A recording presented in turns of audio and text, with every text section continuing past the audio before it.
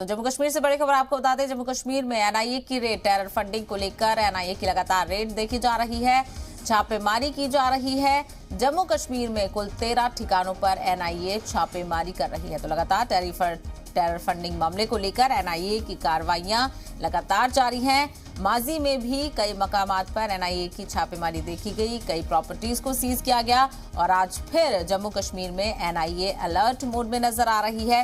Terror funding को लेकर NIA की छापेमारी आज भी शुरू हो चुकी है। जम्मू कश्मीर में आज कुल 13 ठिकानों पर एनआईए छापेमारी कर रही है।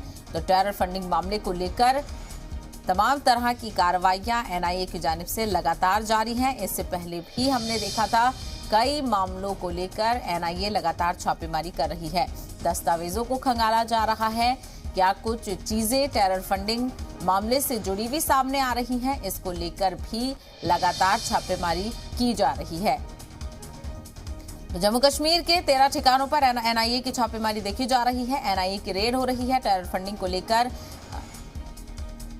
चीजें सुलझाने की कोशिश एनआईए की जानिब से लगातार की जा रही हैं और आज भी जम्मू कश्मीर के कुल 13 ठिकानों पर एनआईए छापेमारी कर रही है। तमाम तरह अफसरान एनआईए के 13 ठिकानों पर मौजूद हैं, दस्तावेज खंगाले जा रहे हैं और टेरर फंडिंग में मुलव्विस लोगों पर शिकंजा कसता हुआ लगातार नजर आ रहा है। मुतहर्रिक एनआईए टीम वहां पर नजर आ रही है और टेरर फंडिंग मामले को हर सिरे से सुलझाने की कोशिश की जा रही है। जितने भी कनेक्शन टेरर फंडिंग मामले को लेकर निकलते हुए नजर आ रहे हैं, सभी पर एनआईए कार्रवाई करती हुई नजर आ रही है। इसी जिम्मे में जम्मू कश्मीर में आज फिर एनआईए की रेड देखी गई। टेरर फंडिंग को लेकर एनआईए की छापेमारी लगातार चल रही है। आज भी छापेमारी देखी जा रही है।